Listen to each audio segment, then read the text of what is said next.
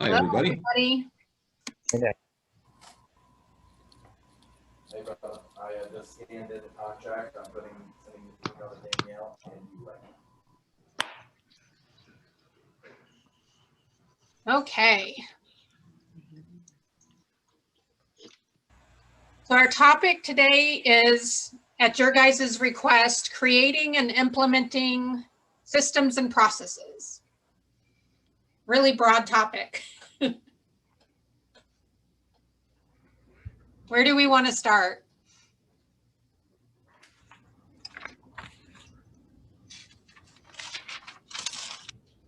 So I'll share one of the things that, and maybe I can get some assistance here, is the life cycle of a lead.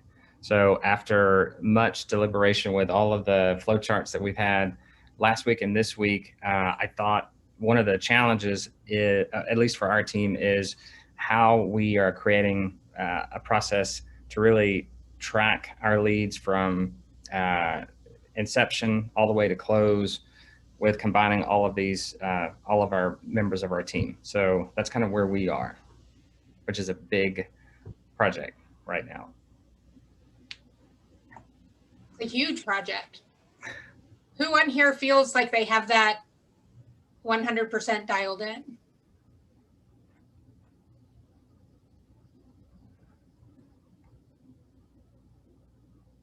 No hands are raised. I just hopped on.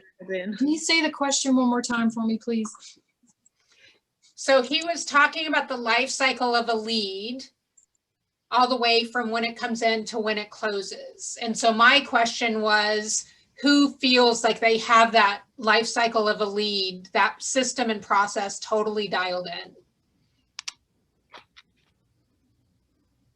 You're somewhat dialed in case the word totally is making you shy. Yeah, I actually went to totally on purpose because I wanted to show Michael that really, that's a constant struggle for all of us. So then we'll go with Megan's question. Who feels like you have it pretty dialed in? Maybe there's some gaps, but you have it pretty dialed in.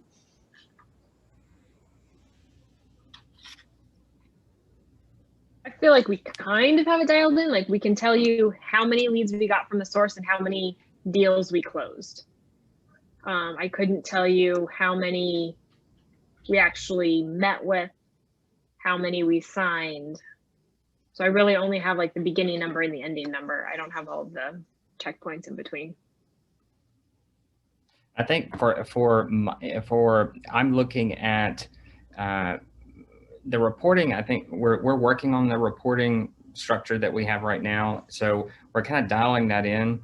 I think for me, the bigger project is we're looking at when the lead comes in to create the systems in place to automate a lot of our responses to reach everyone faster, and including our current database. So keeping the leads that we have warm, truly warm, and not fall off, especially in today's market. So it's a bigger project, I think, when I'm trying to drill in what road should I go down.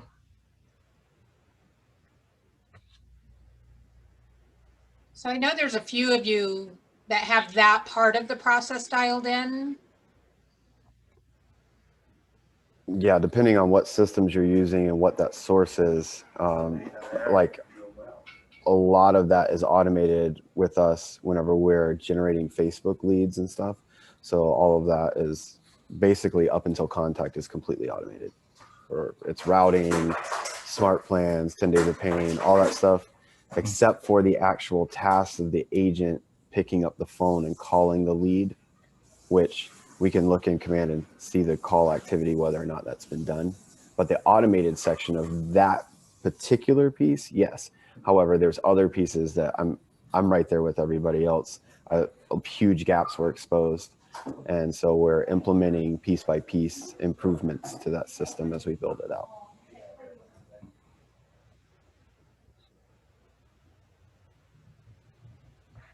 Michael, can you say more for the group so that people could maybe get like super specific around what they've got dialed in? Like what information, like what are you wanting to be able to see and or analyze that you're not able to see and or analyze? So when a lead comes in, I think it is easier for us to be able to connect with that lead. I think where I'm struggling with is our current database, the leads that we have in our database. We have a ton there, is really the nurture and the watch, where we are with those folks. And I guess for anyone that has a database and you're looking at diving back in and reinvigorating the leads that you have, what systems are you using to bring those people back to service or discard them altogether in an easier way versus going through 5,000 contacts and trying to figure out what to do with those folks? So if I may, just for the group to like start to wrap their mind around, I'm hearing two questions. So correct me if I'm wrong, Michael. I'm hearing, how do we like make sure that our nurtures and our watches are being touched correctly so that we can actually move them through the pipeline down to a appointment and a close? That's like question number one. And then question number two is, what do we do with our non-met database? So the people who's like not our SOI, not our past clients that came in through pay-per-click at one point in time, we never converted, like this 5,000 people of non-mets, how do we move them back into our world? That's the two, is that right? Did I catch those two questions right? Exactly. Okay, so who's got the answer to one of those two questions? Something you're doing that works to do either of those two things?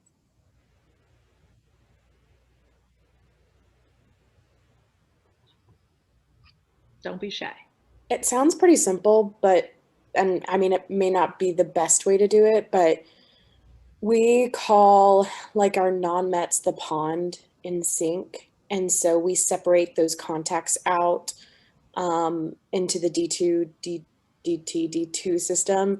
And the agents call them based on that system every 13 weeks.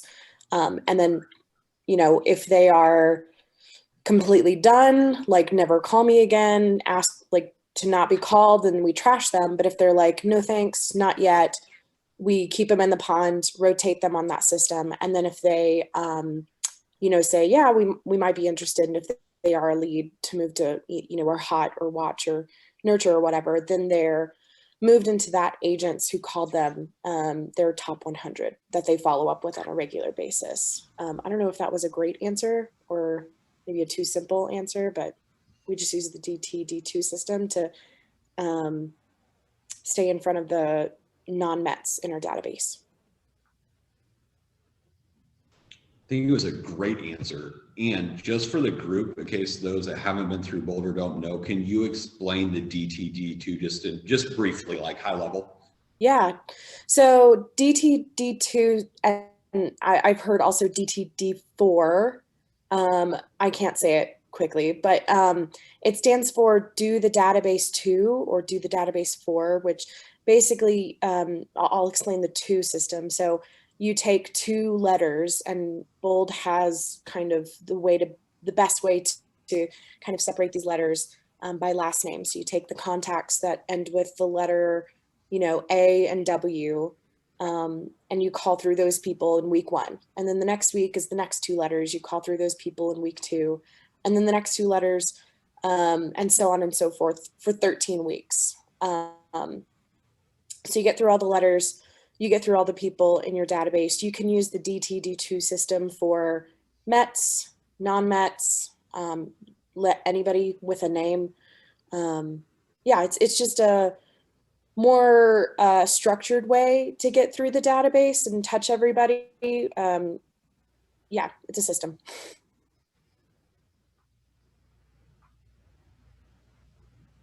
You're muted, Megan. Thanks. I saw that. I got the message. Zoom noob over here. Does anybody use the 19 to connect to process, like to keep in touch with non-Mets in order to move them into the Met category? The 19 to connect system outlined in the Kellerverse. Well, I like that you brought that up, man, because I think one of the things I heard, and Michael, you can correct me if I'm wrong, but the system, the automation you're talking about is your touch plan, right? Mm-hmm. Yes. So what is the touch plan that people have? And then to Megan's point, who here is utilizing a touch plan for their haven't met or the 19 to connect specifically? No one? Guys, you're crushing my soul. Like, no one's got a night. Sally's got one. Okay. Who? We just, I mean, it feels like it's a super simple answer, but all of our leads that come in through, and we're using Command, so they go on an automatic smart plan. So we have one that's set for our ISA, and that is already set up to do all of those touches, and it puts a call in there. So every 3 days they get a call until, you know, they tell us go away, or we connect and we find out additional information. And then that will just, once that's done, after that, usually that runs 27 days, I believe it is. And then it goes on to a quarterly call. He doesn't call them monthly, or I'm sorry, a monthly call after that. So he just reaches out to them monthly until we hear from them. So they're being touched, plus they're on a bi-weekly neighborhood nurture. So they get the bi-weekly based on the Facebook ad that they came in on. Like, that might not be their neighborhood, but they can, you know, go in and play with it and add to it. And then it notifies us when they do that as well. So they're on that, they're on their quarterly, they're on that one. So that's just automated. And then he still makes the calls because it comes up as a task for him. 100%, and that's how our system is running. So with Command, it'll, depending on what tag, when you create the contact, it'll auto trigger based on that tag. So depending on the source, we have different smart plans built out for those different sources, and then it automates the emails, calls, and texts.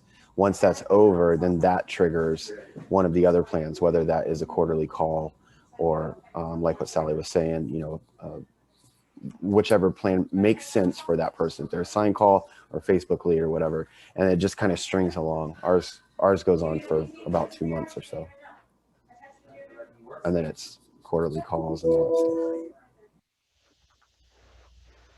I dropped one in the chat box that was designed by Emily Baker, who is sort of like one of the top conversion coaches in MAPS. You'll see her teaching all those group programs for ISAs and buyers and listings. And she's got just a very great outline if you're looking for like a system to walk your non-Mets through, right from the moment the day they come in all the way till they would just live permanently on that 19 to connect until we did connect with them and put them into our 36 touch. The second we develop that relationship, we take them off of the non-Met campaigns, right? And we put them into our Met campaigns.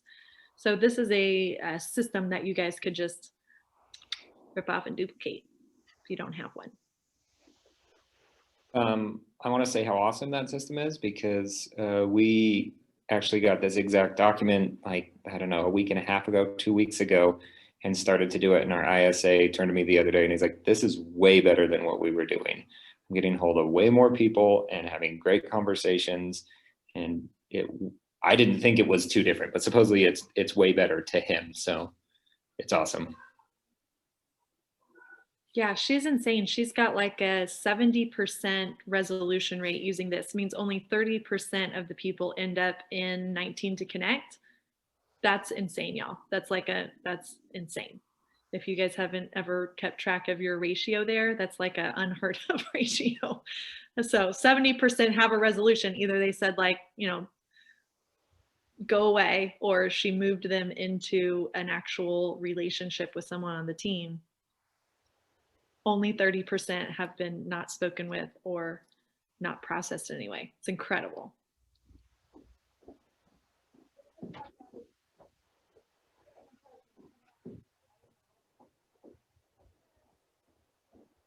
What do you guys think about systems in general? So this is kind of a broad topic, but when you sit down and your Rainmaker asks you the question Michael just asked you guys, like, about any system, right? Hey, I need a system for X, I need a system for Y. How do you think about system development in sort of a broader concept? Like, how do you literally create systems that are usable?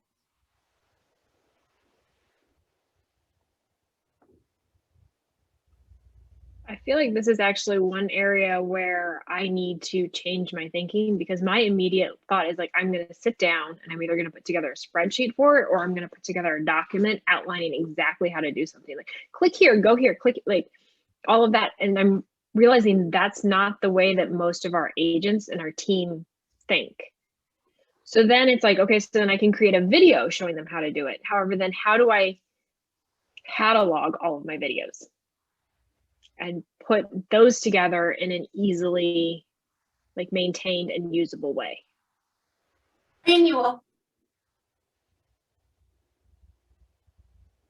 Janet, it was like not audible. I heard noise. Oh, we talked about this in our group. Try something like Trainual for the video library. I actually have talked to them and they're going to integrate the whole thing for me. So far it's looking pretty good.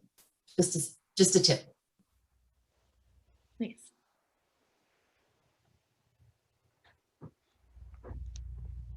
I love what you brought up though, Liz, because how many of us like write the manual or write the training or write the system that we would want to use? And sometimes that's not the system our agents are actually going to use. So what are some ways that you guys put that into your system development process, actually thinking through like the end user and how to write a system for them? What do you got? What you doing? That's something I'm coming up against a bit right now. So just a little bit about my situation. I just came on as DOO a couple of weeks ago with my Rainmaker Travis here in Denver. It's just the two of us. We're a small team and we are creating these systems completely from scratch. He also is just now transitioning back to Keller Williams from a different brokerage. So I'm kind of in the process of trying to get him stoked about Command and like the ways that we can use that. Which is kind of difficult because I'm also coming from a place of not being super familiar with Command. And I mean, I'm familiar with like some of the opportunities there, but not necessarily how to manifest them at this point. So that's just something we're both like really working on together. Our current system, for example, for like our 33 touch system and stuff, it's just not streamlined. It's a lot of manual work and nothing is like very automated. So yeah, I mean, I just wanted to chime in to say like, I am coming up against that, being like, I think this is going to be more efficient, but having him say like, I kind of want to keep doing it the way that I've been doing it. So I'm really looking forward to like diving more into Command to try to pull him towards that and be like, look, this can all be automated with these smart plans, you know? So yeah, this conversation is like really extremely helpful to me in that way. And I'd love to hear more like from anyone who uses Command like in these kinds of groundbreaking ways that are like really making their lives easier, so that I can go to my Rainmaker with that. Devin, I would be more than willing to do a Zoom call with you and your Rainmaker for a value proposition. Oh, you're awesome. Can we connect in the chat? Yep, I'll put my email address up there. Sweet, thank you so much. I would say like the best way to get into Command is to cancel whatever CRM you've been using. And just have to dive in. Yeah, because then you have no other choice. I do too have great access to like tech help through our brokerage here at Denver Tech Center. They have like someone on staff full time that helps with Command. It's just something that I'm gonna have to invest that time in, and also like try to get my Rainmaker like from 2 to 3 on this day, we're having this meeting about Command, whether you like it or not. I put it in your calendar and we're doing it. So, but yeah, I really appreciate all of that from you guys. I know that we could be using that and saving so much time and effort. Another thing too is Marty Miller has like a 66-day Command challenge where it's like every day you're learning like one more aspect of Command. So that might be something that both of you could look into and sign up for. Oh, definitely.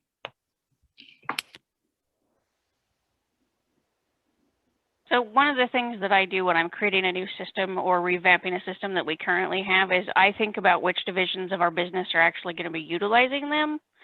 And then I develop a mastermind so that the agents can tell me what they like and don't like about what we currently have. The ISAs can tell me what we have and don't have. The admin who helps support all those people can tell me what they have and don't have. And then I can take everything that they have back and be like, okay, how do I solve this problem that's going to best match what everybody needs and how they're going to use it? Because I don't use it every day. They do. Yeah, there's a book that I really like called The Lean Startup that talks about kind of doing it like that. It's, you don't try to automate it, make things efficient and do things really well. You try to figure out if things will even work. So you almost come up with an assumption on how you're going to improve something and just test that like crazy, get a bunch of feedback, a bunch of input, and then go try to make it better and more automated. Like one of the examples from the book is Airbnb. Like when they first started Airbnb, literally the owners of Airbnb would go take pictures of the Airbnbs and then post them on Craigslist for these owners. Like they were doing everything. And then that gave them the time to get face to face with the owners to talk to them about what they liked, what they didn't, using some of the platform. And now look at it, it's huge. And so I think a lot of the times we try to automate and make this awesome system because we're all systems people, and that's right where our mind goes. And so I know for me, I need to think, I know where I would do it, how I would do it, but I need to be quiet and listen to other people and like test how they can do it easily. Otherwise I get an awesome system that no one uses. Live that, right? Great, awesome system. That's why one of my words for this year is elegant, right? Elegant, simple systems. Simple systems that are effective that even an agent can use, right? Yeah, Sheila, Cameron, David, like that's the call today, right? Like how to create, we could all, if we just like titled it how to create systems, like that'd be fine. We all know how to do that, but how do you create like a usable system for the end user? So great points. Well, and Keller Williams is doing this with us, right? Whether we like it or not, the labs process, like that's literally what they're trying to do, is build us a system for us to use. And we have to give them all the input. Otherwise, they're going to build something that we wouldn't use. We would be the agents, not using the system, if they didn't get our input. And so we're going through it. Let's take a page out of their book, try it with our agents, lab it with one or two and see how it goes, and then roll it out to everyone. So along those lines, I feel like there have been times that I've put something together, sent it out and asked for feedback and hear crickets. So like, how do you guys actually get your agents to engage with you in building the systems? I will typically grab one agent because we beta test a lot. And so I'll beta test on one agent and then I'll request feedback on the system. And then I can kind of make some changes, but then I go to someone else and I beta test it on them. That way I get multiple perspectives on the same kind of system as I hone it down and make improvements. And really, ultimately, my goal is to slim it down, get everything that we want out of it with the least amount of effort and the most amount of personal touch. And I never stop talking about it with those people because I do the same beta test idea. I will ask them like 5 times a week or something. They get sick of it talking about the same thing. But I mean, if it really truly takes 66 days to make a habit, and I need some of these things to be a habit, like number reporting, I am going to talk to people for 3 months straight about it to try to force them to actually give me good ideas. And I tap into their competitive natures. And I try to pick the top producers, and I'm like, hey, like this is your chance to make the system work better for you, because I'm also talking to so-and-so. And then they're like, oh, well, if she's saying something, then I'm definitely saying something. Because they're competitive naturally. So just use it against them. Awesome.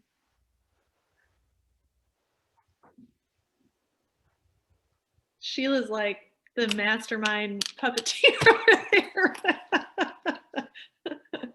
That's incredible. I love that.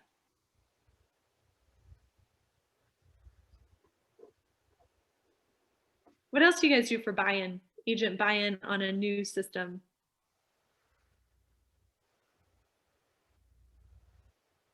So what I have to do specifically with the agents, I have to show them how it's going to make their laws easier.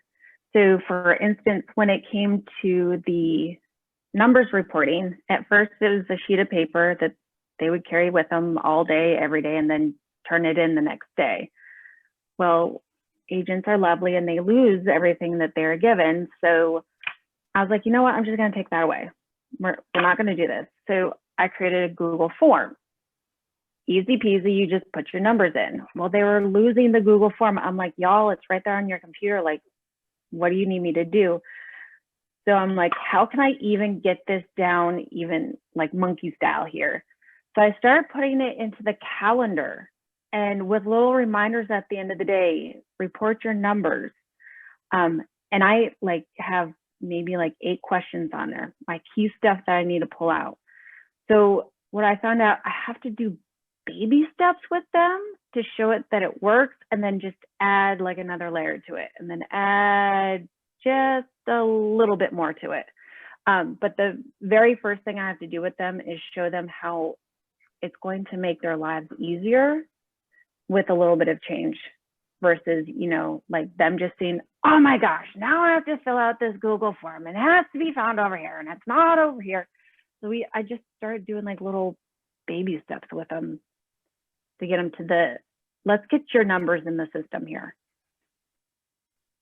One thing we discovered too, when you've got the form, is you can actually turn a web page into a widget on both iPhones and Androids. So we told all of our agents to take this, basically take the link to our form and turn it into a widget so it looks like an app on their phone, so that when it's time to submit their numbers, they can just click it and do it right from their phone. So I did that part with creating the widget just like it looks like an app for CTE for their number reporting, and also set them up on the Boomerang. So for them and their schedules, it makes most sense for that email to arrive in their inbox at 7 p.m. each evening. Normally they're, you know, getting home, getting settled, whatever. And then that fires off automatically every day at 7. And then we just showed them, look, you can literally do all of this and have it knocked out in 15 seconds. And now you can make very strategic decisions about your business, your sources, answer rates, all that kind of stuff, just by spending 15 seconds a day. So I had to do both, right? Because they're agents. Well, and to build on everything that they say they do, that's what I did when we had number reporting issues.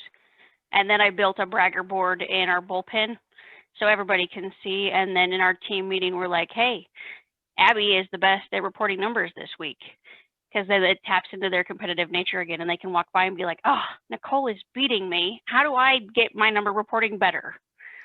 Well, this is how you do it.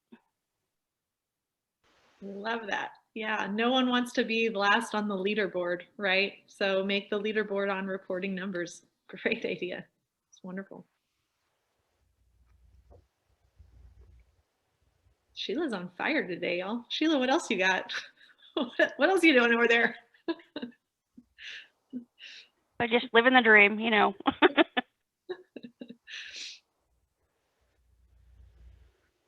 So how many of us know the team's pipeline? Meaning we know how much potential GCI is coming in the next 30 days. Can everyone kind of raise their hand? If you know that, like, you can go ask your agent, I'm on your team, and we know. All right, looks like a couple on the first page, at least where I'm looking. How about in the next 60 days? Got 1, 9, okay, same. How about 3 months, 6 months? We got some that are tracking pretty good on the pipeline. One of the things I would challenge you on when reflecting on your systems, if we're not aware of the potential GCI that it could cause or produce, it's then tough to sell it to the agents if they're not aware on the GCI and what that potentially could do for them and paying their bills and supporting their life by design. I found $500,000 in GCI in nurture opportunities based on multiple conversions down, which is a huge gap that I found. And then whenever I put that out there to the agents, then all of a sudden they started getting in their pipeline. And then now everybody's swimming in business, like just swimming in business. just because they got in their pipeline. And also exposing to them that if you don't use it, you're literally taking money, you're lighting it on fire and putting it in the trash can. And that kind of turned things around for them.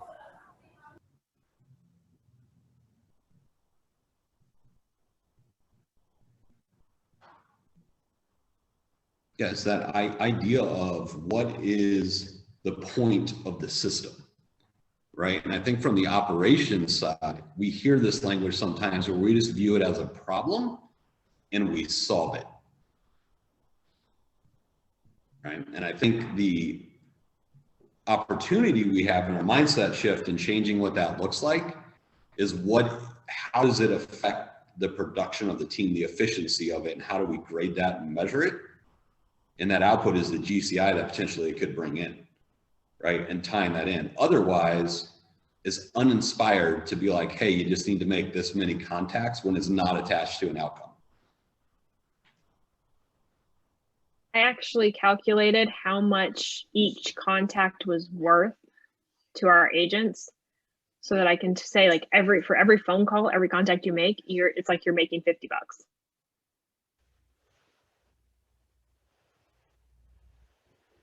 That's awesome. That's awesome.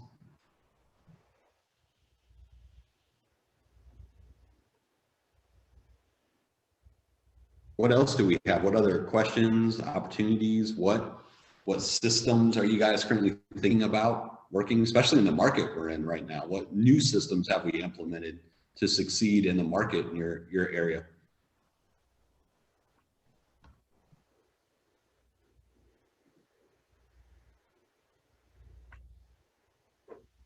I wouldn't say it's a full-blown system. However, I've played around a little bit on some of the county websites to figure out like how would you figure out who's going into probate? How would you figure out who's going through a divorce? And I made sure as I was going through playing around that I was writing down like, here's how you do it. Like, here's the site you go to. Here's what you search for. Here's like the search options you put in, so that when we get to a point where we may start marketing to these people, we know exactly how to find those lists and reach them.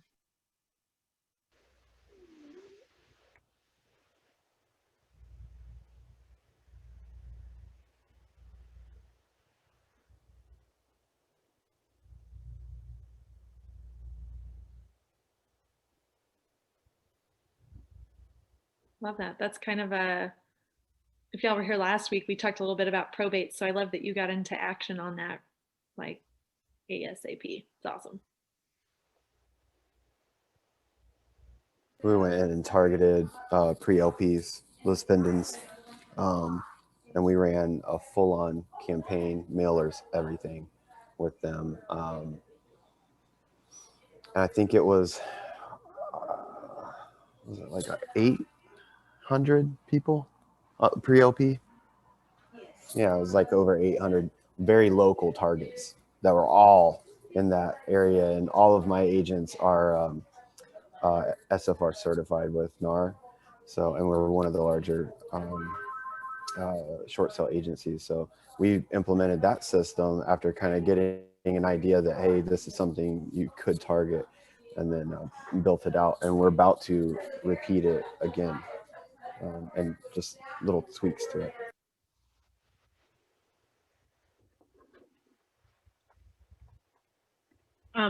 Actually, a conversation we had just today in the office is that you can call some cities and find the list of homes that they have been mowing the lawns for, and that they're then going to charge the homeowners for mowing the lawn. And then, so likely those are, vacant properties.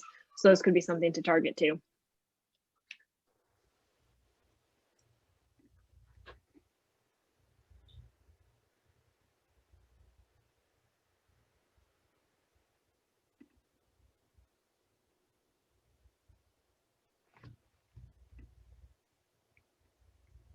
Let's switch gears for just a second, with your permission, lovely operations family. So thinking back to our topic, because you all came here today for systems, right? Something around systems, like you wanted to know about systems, how to make usable systems, something drew you to this topic. throw it out. What was it? Because we got some time left, and I feel like our energy around this is starting to like mellow out. So bring back, like, what was it that you wanted out of this session? And like, let's put it out into the world and see if we can't make your dreams come true around the topic of systems. Throw it at me. What you got? I would like to hear about command and how you use command to manage your pipelines. In with your affirmation, Kathy. In my affirmation? End with your affirmation on command. And my affirmation on command is because I love command and it works so well. Okay. Excellent. Okay.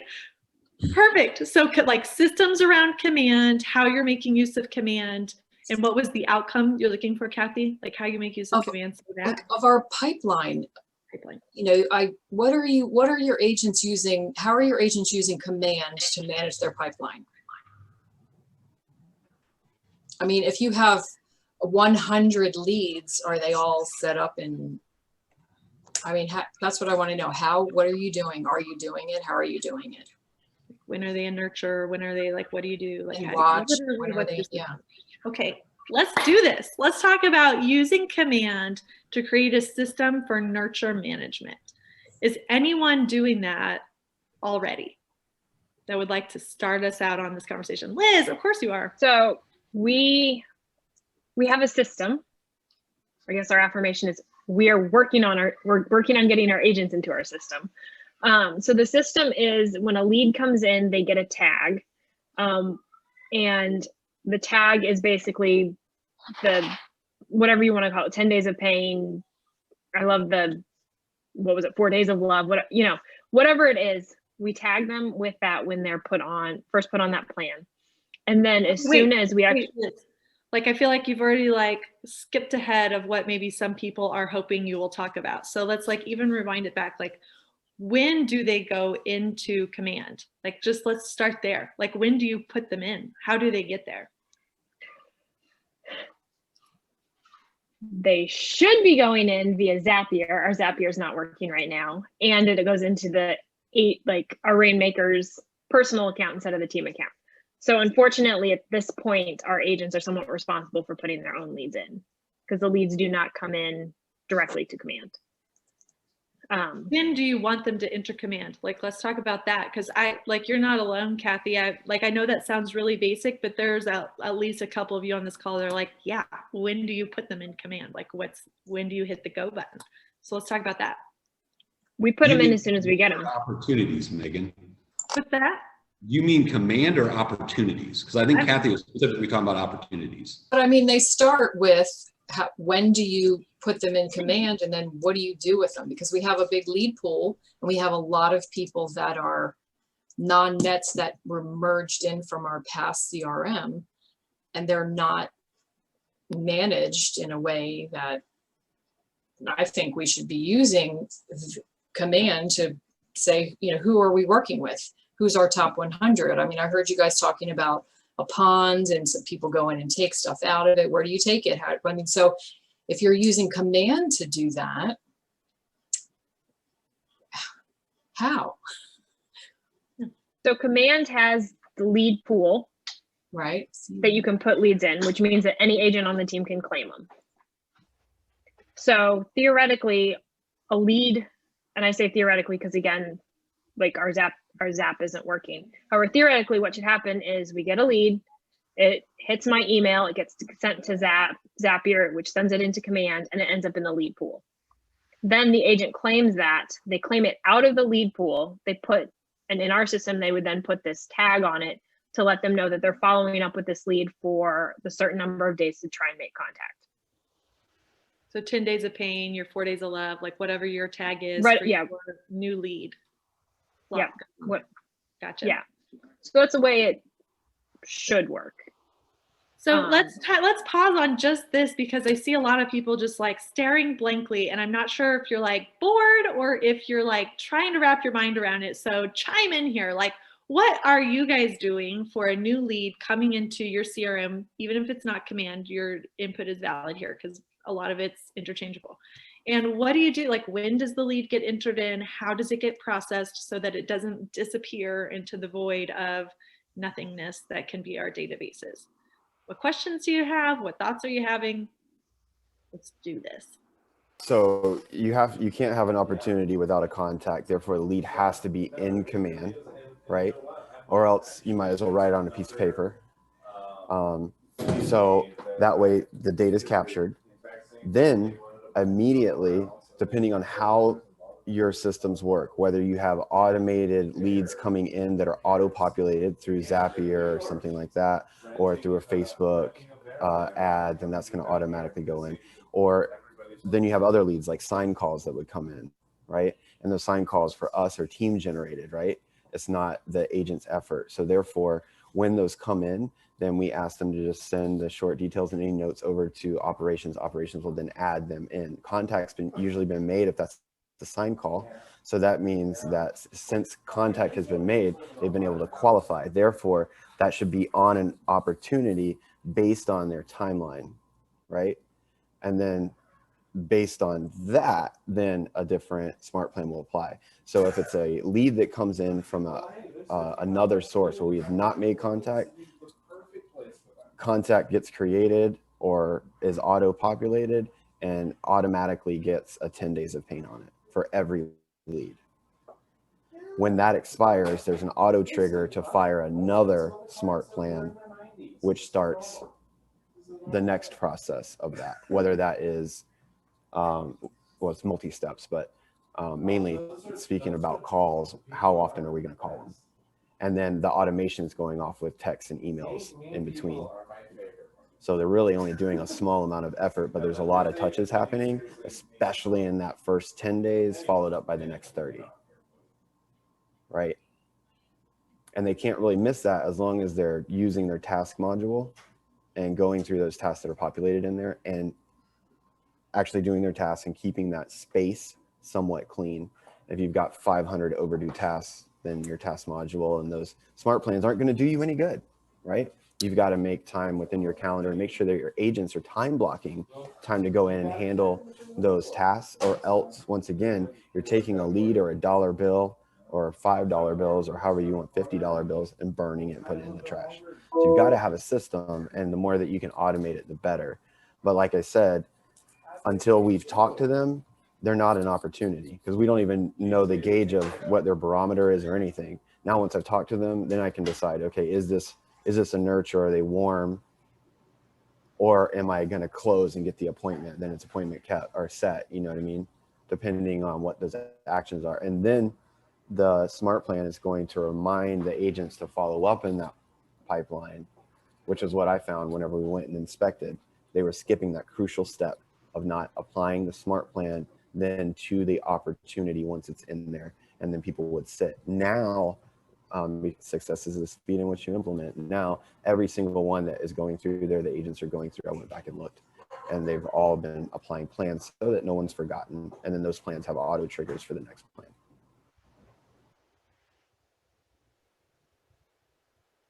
We like to tag our new leads because I put all the leads into command for my team, and we tag them with the month that they came in. So we do the exact same process. As soon as it comes in, I put them in command. I do the D2D code. Are they a buyer or a seller?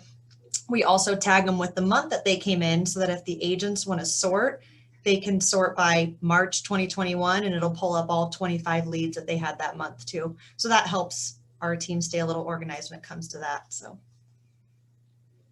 Did you know you can sort by when they're created? Yes, but we get a couple hundred leads a month and I don't create them as timely as I probably should. So sometimes that's not super accurate. Like I have ones from February that I still haven't got in the system yet. Sorry, everyone. It's like confessions. It's okay. It's a safe space. No, this is great. Like what else? Like, let's keep talking about the systems, like the processes that you guys use for like when you get a lead, what happens to it? Because that's, I mean, it sounds super basic and yet here we are like having the very robust discussion around it. Like you get a lead, now what? Who else has some things that are working or questions you've got for guys that are on here that are maybe doing this at a super high level. Let's discuss. My internet connection is not great, so I apologize if I start going out like a robot. But one issue I noticed our team running into was agents thought the database, the CRM, was for people they're doing deals with. It was like, oh, I'm under contract, I need to get them in the database so we can track it. And so that was a moment for me of realizing they didn't understand, number one, the point of having the CRM, and number two, we need to put definitions and parameters around when does someone go in. And so making the point of explaining to them, anyone you want to talk to real estate about should be in there, because guess what? We will mail stuff to them. We will organize pop-bys to them. We will send them emails from you, for you. If you want to talk to someone about real estate, they should be in the database. And I think that was more of a eye-opening moment for them, of instead of just saying, make sure your leads are in, make sure your leads are in. No, super spot on. Like, thank you for bringing that to like the group, because there's probably someone on here whose agents are also withholding, you know, Sphere or vendors or whatever, because they're just waiting until it's an opportunity, right? I'm only going to put this in once it's an opportunity. And that we are missing our database return on everybody they don't put in, because we can't get them on a 36 touch. So we can't convert them at our 36 touch conversion rate. Like, super great point, you know? Do we need to even go back to our agents and have a conversation? Like, who's missing? Who was that the other day? Paula and Zach, who was like, oh yeah, I just talked to my admin group and they didn't realize they're supposed to put their SOI in. So we just added 4,000 people to the database like today. It's like Ryan or somebody. Like, whoa, could that be your team and you didn't even know it? Like, have you talked to them? Is their SOI in there?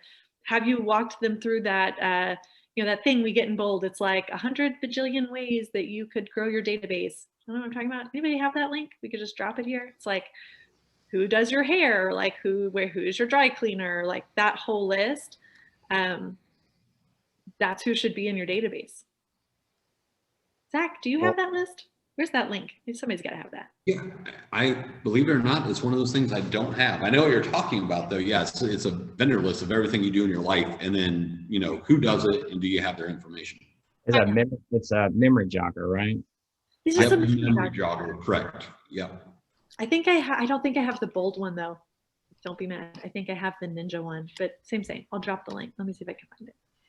And Monica Reynolds says the same thing in PREA. She's talking about, you know, whenever she brings on an assistant or whatever, everybody's contact in their phone ends up going into the database, right? And so that's one of the things that I bring up in onboarding, as I ask them, how many contacts you got on your phone? How many of those should be in command? Right, correct, all of them. Why wouldn't they be in there, right? Because these are people that are in your phone. You've probably talked to them, they're in there, they're business owners, they're friends, they're family, they're all over the place. And every single one of those people is an opportunity to be able to improve their life through our skills in real estate. And that goes for all of us, right? Not only our agents, but the whole operations team.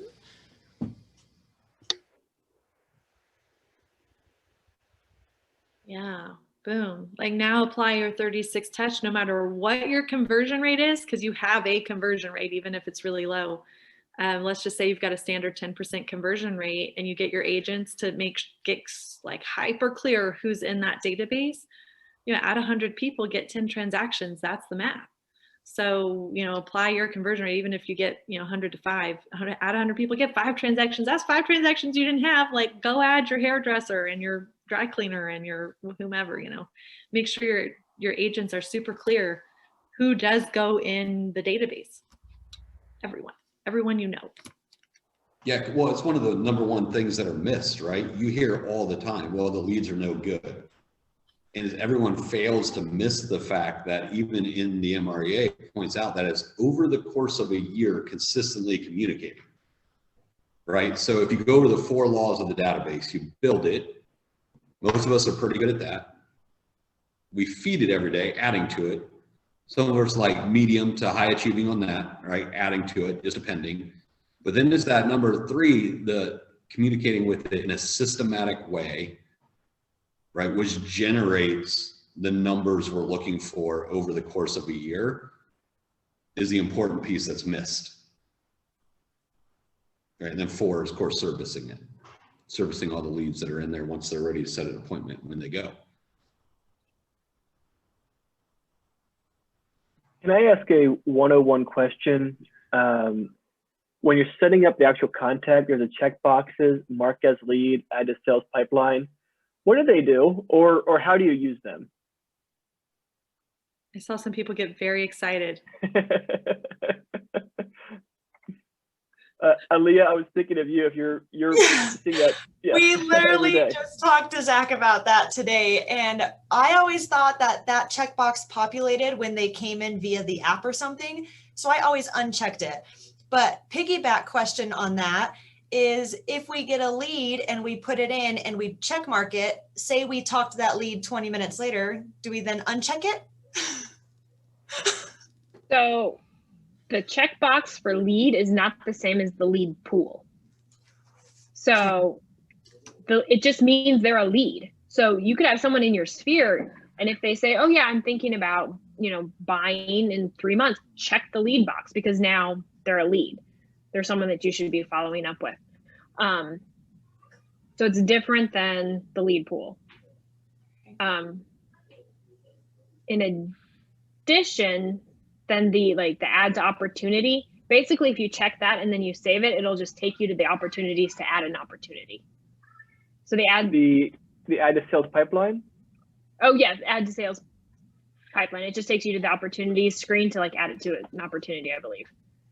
Oh, correct. Okay. Yeah, after you save it, it would automatically create the opportunity. So it doesn't automatically create the opportunity though. It just takes you to opportunities to create an opportunity. Correct. Yeah, correct. Yes. Thank you, Elizabeth, for doing that.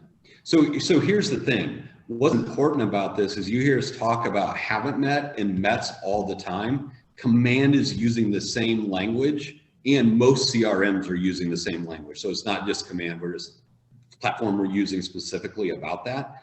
All it's saying is you check your leads, and the reason you leave them checking Command if we haven't contacted them is because they're a haven't met. So now there's a certain amount of leads that we need to convert into a met or into a contact. That's why it's important. So if you go for reports in Command, you can see what that conversion is of how many leads are coming in, because they're marked with that, to contacts that they're producing, right? Which is when you uncheck that lead. It's just a way of looking at the met to haven't met database using the language of Command. So it is important, because a lead specifically is someone you are going to need to generate a certain amount of leads, right? So for number purposes, would you say that every single person we put into Command should start with that box checked off? Yes, unless they were a sphere of influence, meaning that it was somebody that you met, like family member, friends, a vendor that you would utilize, or a past client, then it would be no. Okay, but like Facebook, Sign Call, Realtor.com, all of those going into Command should have that box checked. And then whether we talk to them that day or 2 weeks later, that will determine when we uncheck them as a lead and they become an opportunity or contact. Correct. Yeah. Liz, are you using that a little bit different? Because you said that explain how you're using it, because I think that's a legitimate way to use it the way you're using it too. So we're using it as someone who's potentially a lead and may be transacting with us, probably similar. Like theoretically, everyone who's in our sphere, like if we check that lead box, it just indicates that they're thinking about doing business. They should also be put into an opportunity then, because they're an opportunity. However, we're just using it more as they may transact, and less of they're new in the system. And then if I understand you right, your non-Mets are actually in a lead pool. So they're all grouped together. Yes. So, and the way, just so everyone knows, the way you send it to the lead pool is you just like unassign it. So any contact that is owned by the team, you can unassign it, like, or when you go to the assign and change who it's assigned to, you can, one of the options is to send to lead pool. And then it's not assigned to anyone, anyone can claim it out of the lead pool. So. Or one person can go into that lead pool and then export that out and import it into Mojo or Vulkan 7 or something like that. Yeah. I was gonna say, what happens if nobody claims them? They just sit there for a while. If no one claims a lead that goes around on an automated round robin, it gets dumped into lead pool. If there's no like smart plan or anything that's automatically applied. Okay. And if they sit in your lead, you would, if you utilize a pond or a lead pool, same thing, different CRMs terminology, then you just need to write rules for the lead pool so that it's like clear what the expectation is. And then as managers of that lead system, right, if we have a growing lead pool, Paula gets passionate about this, y'all watch out. If you got a growing lead pool, like what's probably do we need to do as ops managers? We probably need to like dial down the leads because our agents are not claiming them. And don't let Paula know because she will come for you. Why are we paying for more leads if we have 20,000 that nobody's contacted? We're at that point now though, and it's, I don't want to dial back the leads if they're working, but it's, do we hire more agents or do we hire an ISA to scrub the leads for the agents that we have? We go back and forth between we need an ISA or we just need more agents. Or maybe and I can both. guarantee you have business in that 20,000. Because I've seen it over and over and over. It's just nobody is following up consistently with them. We got a new agent. She started calling through the lead pool and started setting appointments from the lead pool.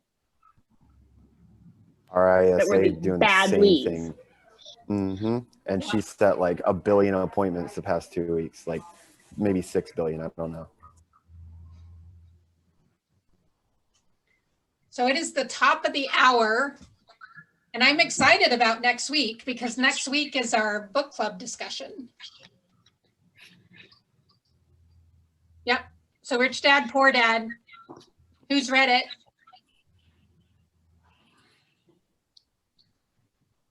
If you haven't read it, strongly, strongly suggest you read it. Would you agree? Megan, Zach? Yes, though I have not, I just got my copy. You can see how new it looks. So I've got a lot of reading to do this week because it just arrived in the mail. It's thicker than I imagined. I was like, oh, I did not leave myself very much time to read this book. If I can do it, you guys can do it. So get your copy today and let's all commit. We're going to read this. We got 7 days. It's going to be awesome. Yeah, just so everyone knows, so we're doing Rich Dad, Poor Dad, then the next in that line of thinking is the cash flow quadrant, which follows this, right? Same authors, same concept. You guys are business owners. You, director of operations, run a business. You should be thinking like business owners. This book is going to get you thinking like a business owner. Love it. Okay, gang. See you next week. Bye, everybody.